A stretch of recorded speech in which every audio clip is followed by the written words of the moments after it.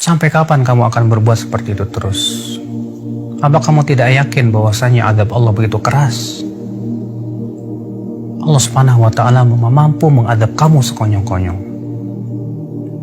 Allah Subhanahu wa ta'ala juga mampu untuk memberikan kepada kamu tiba-tiba tenggelam dalam bumi. Kamu tidak takut pada Allah? Demi Allah ya akhi, kalaulah kita sedang berbuat maksiat, kemudian tiba-tiba kematian datang kepada kita, apa yang kamu lakukan? Demi Allah, jiwa kita ini lemah. Badan kita pun tidak akan pernah mampu untuk menahan azab Allah Subhanahu wa ta'ala. Azab kubur begitu pedih ya akhi. Coba dengarkan Rasulullah SAW bersabda, "Ma ra'aitu mandharan qat." Aku tidak pernah melihat pemandangan afdha yang lebih mengerikan min adzabil qabr, dari azab kubur. Kamu tidak takut dengan azab kubur? Akhi, sesungguhnya azab kubur itu dan kuburan itu adalah merupakan penentu kehidupan kita. Kamu kira setelah kamu mati, lalu kamu dikuburkan di kuburan, kamu akan tenang hidup begitu? Kamu kira setelah kamu meninggal dunia, itu peristirahatan kamu yang terakhir? Kamu tidak akan ditanya oleh malaikat Munkar dan Nakir? Tidak akan dimintai pertanggungjawaban oleh Allah Subhanahu wa ta'ala? Tidak, demi Allah. Utsman bin Affan saja dahulu ketika berziarah kubur beliau menangis. Ketika ditanya kepada Utsman, "Kenapa hai Utsman, ketika dibacakan kepada kamu surga dan neraka, kamu tidak menangis? Tapi ketika kamu berziarah kubur, kamu menangis?" Utsman berkata, "Kan aku mendengar Rasulullah SAW bersabda, Innal qabra awwalu manazil akhirah." Sesungguhnya kuburan itu adalah persinggahan akhirat yang pertama kali.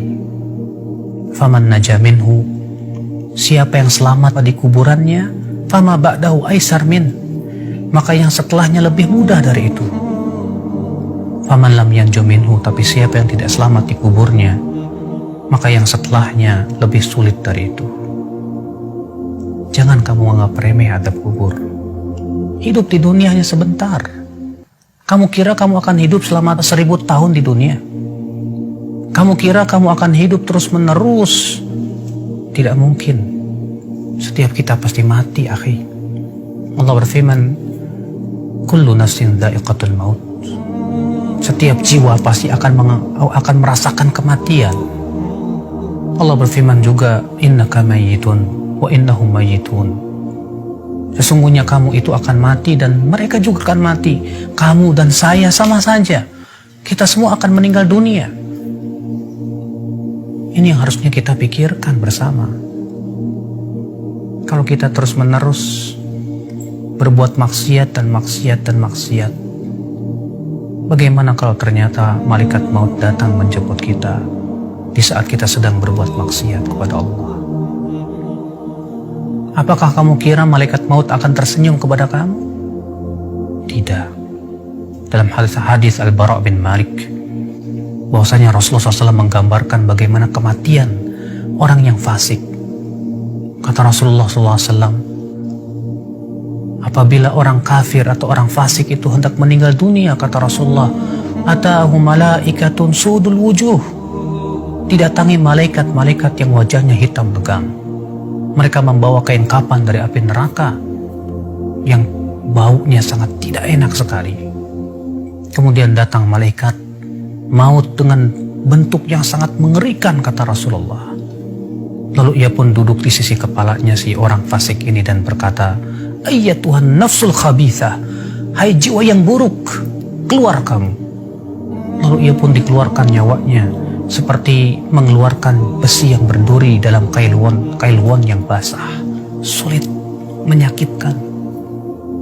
Kamu siap menghadapi kematian yang menyakitkan seperti itu? Di saat kita sedang berbuat maksiat, ternyata kematian dan ajal mendatangi kita. Kamu siap? Siapa yang siap? Kita semua ingin meninggal dalam keadaan husnul khatimah. Kehidupan dunia bukanlah tempat bersenda gurau. Tapi kita hidup di dunia untuk bercocok tanam, yang kelak buahnya akan kita kita akan tuai nanti dalam kehidupan akhirat.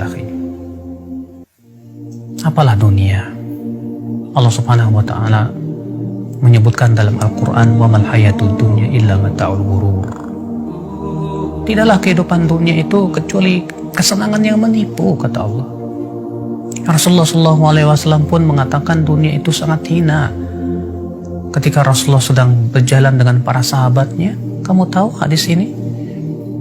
Ketika itu Rasulullah SAW menemukan bangkai seekor kambing yang telinganya putus.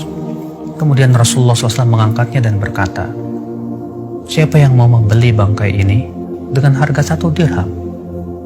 Kata para sahabat, wahai Rasulullah, kalaupun ia hidup, kami tidak mau membelinya. Kenapa? Karena ia cacat, hai Rasulullah. Bagaimana ini sudah menjadi bangkai? Kata Rasulullah, la dunya ahwan indallah min hada. Dunia itu lebih hina di mata Allah daripada bangkai ini. Kita hidup di dunia sebentar, akhi. Apakah hanya karena kita ingin mendapatkan dunia dan dunia, memuaskan syahwat kita dan hawa nafsu kita gadaikan kehidupan yang sepanjang begitu? Kalau misalnya kamu hidup di dunia 60 tahun, tahukah kamu satu harinya di sisi Allah 1000 tahun? Kalau satu hari 24 jam di sisi Allah 1000 tahun, berarti kita hidup di dunia hanya 1,5 jam. Apa kamu tidak sadar? Apakah hanya untuk 1,5 jam kamu gadaikan kehidupan yang tiada tara? Tidakkah kamu berpikir, akhi, saudaraku, kita ini manusia yang kelak akan dimintai pertanggungjawaban oleh Allah Subhanahu wa Ta'ala. Segera kita sadar, segera kita taubat kepada Allah Subhanahu wa Ta'ala. Semoga Allah memberikan kepada kamu hidayah, akhi, dan juga kepada saya, untuk sama-sama kita bergandeng tangan menuju surga Allah yang luas, yang luasnya seluas langit dan bumi. Tidakkah kamu ingin mendapatkan surga tersebut? Atau kamu lebih senang untuk mendapatkan api neraka? Wallahi, kesabaran di neraka tidak ada gunanya lagi. Semoga ana dan antum diberikan oleh Allah Subhanahu wa Ta'ala hidayah dan istiqamah. Wabillahi taufiq.